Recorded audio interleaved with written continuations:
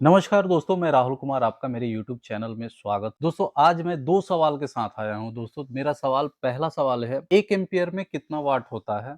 और दूसरा सवाल है 100 वाट का बल्ब कितना एम्पीयर लोड लेता है? सवाल का मैं जवाब बताने से पहले आपको मैं कुछ दिखाना चाहता हूँ, ताकि जो है आपको सारा चीज़ डिट्टो क्लियर हो पाए। तो दोस्तों मैंने यहाँ पे एक 100 वाट का बल्ब लिया है और यहाँ पे दोस्तों एनर्जी मीटर लगाया है, ताकि जो है आपको इसमें सारी जानकारी आपको मिले। तो मैं इसको जैसे ही यहाँ पे प्लग कर रहा हूँ, दोस्तों आप देख पा रहे होंगे कि दोस्तों ये 83.4 वाट जो है लोड ले रहा है। इसको मैं नोट कर लेता हूँ। तो ये लोड ले रहा है 83.4 और दोस्तों आप देखिएगा इसमें इसका वोल्टेज जो है दोस्तों 218 है। V है 218 और दोस्तों आप करंट का कंजप्शन देखिएगा तो दोस्तों आपको दिखेगा 0.38। ये 100 वाट बल्ब नहीं है 220 वोल्ट पे दोस्तों, ये 100 वाट बल्ब नहीं है, ये 83 या 84 ही है।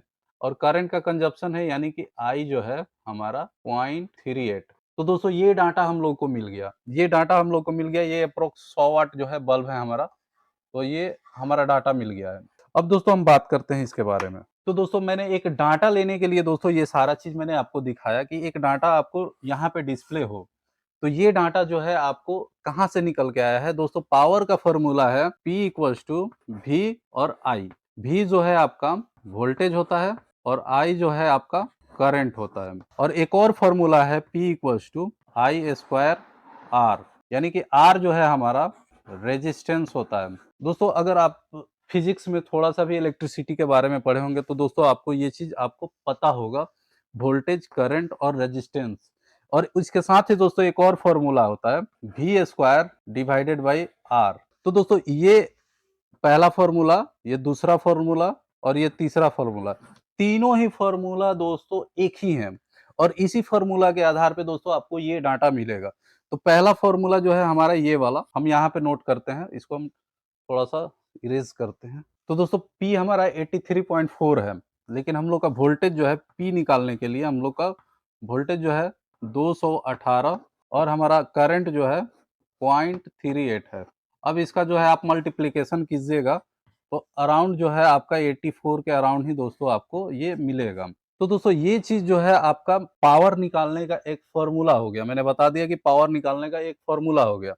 लेकिन दोस्तों ये आपका जो मैंने यहाँ पे ये प्रूफ दिखाया, ये बल्ब के लिए दिखाया कि दोस्तों ये बल्ब का जो पावर निकला, इस आधार पे दोस्तों इन दोनों का मल्टीप्लिकेशन करके निकला है। लेकिन अब चीज़ जो आता है 100 वाट का बल्ब, अगर 100 वाट ये 83 वाट ना होकर 100 वाट रहे, तो दोस्तों कितना एम्पीयर का कंजप्शन होगा? तो यहाँ पे दोस्तों हम लोग का जो है I equals to P divided by V। तो दोस्तों हमारा जो P होगा वो 100 वाट है, हम लोग को पता है। और वोल्टेज जो है हम लोग का 218 वोल्ट है, यानी कि 218 वोल्ट मेरे पास आ रहा है। अगर मान लीजिए 220 आ रहा है, ये मान लीजिए कि ये बढ़ के हो गया है 220 हो गया, तो इसको 220 से डिवाइड कर दीजिएगा, तो आपका करंट जो है निकल के आ जाएगा। ये आपका निकल के आएगा 0.45। तो दोस्तों इतना करंट जो है आपका एक 100 वाट का बल्ब जो है लेगा, 0.45। वो भी दोस्तों कब? जब वो बल्ब जो हो 100 वाट का हो, प्रॉपर 100 वाट का हो और उसको अप्लाई होना चाहिए 220 वोल्ट, 220 वोल्ट एसी जो होता है उस पे। अगर 220 वोल्ट एसी है या डीसी है, कोई भी होगा दोस्तों, 220 वोल्ट अगर बल्ब है वो जल रहा है तो दोस्तों आपके वहाँ पे ये चीज़ आपका लागू होगा। वो जो है आपका 0.5 0.45 आपको होगा। अब बारी आता है दोस्तों 1 एम्पीयर में कितना वाट का लोड होगा? तो दोस्तों ये चीज़ जो है आपका क्लियर हो गया, तो इसको मैं हटा देता हूँ। 1 एम्पीयर में कितना वाट होता है? तो 1 एम्पीयर में हमारा P वाला फ़ॉर्मूला जो है यहाँ पे V into I equals to I square R equals to V square divided by R. ये तीनों फॉर्मूला एक ही है दोस्तों, आपको मैं यहाँ पे लिखा हूँ। ये दोस्तों आगे का जो एक्सपेरिमेंट होने वाला है, हम लोगों का जो भी इन्वर्टर बैटरी से लेकर रिलेटेड एक्सपेरिमेंट करने वाले हैं, तो दोस्तों आप लोग को ये चीज़ जानना बहुत ही ज़रूरी है कि दोस्तों क्या होता है, आखिर क्यों होता है? ये सब सवाल जो है आपके मन में होगा आगे के वीडियो में। तो इसलिए दोस्तों मैं चाहता हूँ कि आप लोगों को ये चीज़ जो है आपको पहले से ही क्लियर हो जाए कि ये रेजिस्टेंस है, जो कि रेजिस्टेंस हर जगह दोस्तों हम लोग इन्वर्टर बैटरी के बारे में देखते हैं, तो इन्वर्टर बैटरी में भी दोस्तों रेजिस्टेंस होता है, उसका बैटरी का भी कुछ रेजिस्टेंस होता है, इन्वर्टर का भी कुछ रेजिस्टेंस होता है। और वोल्टेज जो होता है इन्वर्टर में भी ड्रॉप करता है, बैटरी के साथ भी दोस्तों वोल्टेज जो रेजिस्टेंस बनेगा उसके साथ ड्रॉप होगा।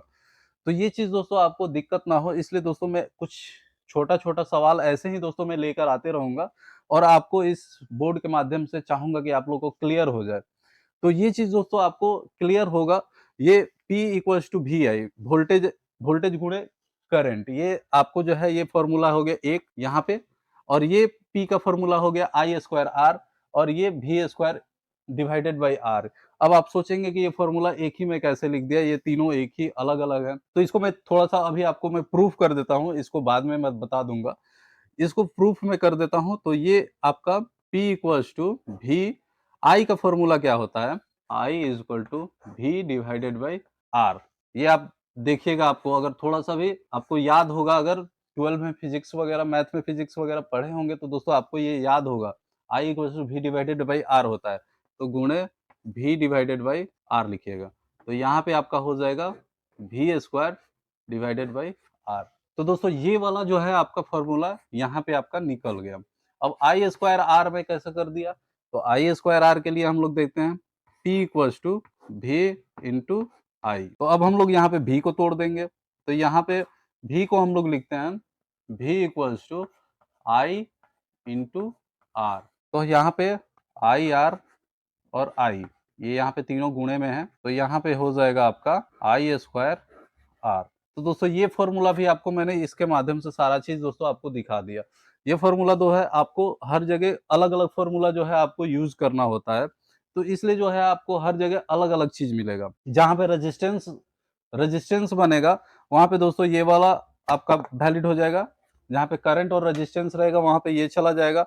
वहाँ जहाँ पे दोस्तों वोल्टेज और रेजिस्टेंस होगा वहाँ पे ये चलेगा, और जहाँ पे वोल्टेज और करंट होगा तो यहाँ ये चलेगा। तो दोस्तों ये तीनों फ़ॉर्मूला तीनों अलग-अलग जगह पे आपको यूज़ करने को मिलेगा। अब आते हैं मेन सवाल कि दोस्तों 1 एम्पीयर में कितना वाट होता है? दोस्तों आप लोगों को भी पता चल गया होगा कि यार 1 एम्पीयर में कितना वाट हो गया, काफ़ी आसानी से निकल सकता है। तो 1 एम्पीयर में कितना वाट होता है? तो ये चीज़ दोस्तों आपका V इंटू आई। अभी भी दोस्तों आपके मन में सवाल होगा कि यार वोल्टेज तो मुझे पता ही नहीं है। तो वोल्टेज जो है दोस्तों, अगर आपको डीसी में बोला जा रहा है 12 वोल्ट के लिए, तो यहाँ पे 12 वोल्ट आपको मिलेगा। ये वोल्टेज हमारा हो गया। अगर डीसी से हम लोग ले रहे हैं वोल्टेज 12 वोल्ट का, हमारे पास बैटरी है, अगर बैटरी से सप्लाई ले रहे हैं, तो ये हमारा 12 वोल्ट हो जाएगा। अगर वहीं एसी में हम लोग ले रहे हैं, तो 220 वोल्ट हो जाएगा। ये हम लोग की पूछने वाली बात नहीं है। अगर घर में सप्लाई आ रहा है तो 220 वोल्ट ही आ रहा है, 220 वोल्ट, 230 वोल्ट या 250 वोल्ट, किसी भी एक वोल्टेज को लेकर हम लोग को कैलकुलेट कर लेना है। यानी कि P इक्वल्स टू, हम लोग को I पता ही है 1 है, अगर एसी में निकाल रहे हैं तो 220 गुणे 1, यानी कि 220 वाट। 220 वाट हो गया।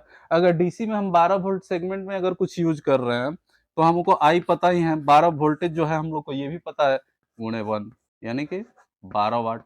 तो ये जो है दोस्तों आपको काफ़ी आसान है दोस्तों। आप लोग पावर जो है निकालने के लिए मैं एक तरह से एक सारा तरीका बता दिया हूँ कि पावर जो है कैसे निकाला जाता है, कितना वोल्ट होता है, कितना एम्पीयर होता है, और करंट वगैरह के सब, ये सब छोटा-छोटा जो है फ़ॉर्मूला बताया हूँ मैं दोस्तों। तो दोस्तों जानकारी आपको कैसी लगी दोस्तों, आप कमेंट सेक्शन में ज़रूर बताइएगा, और दोस्तों आप चैनल पे अगर नए हैं तो प्लीज़ चैनल को सब्सक्राइब कर लीजिएगा और वीडियो को शेयर कीजिएगा। धन्यवाद।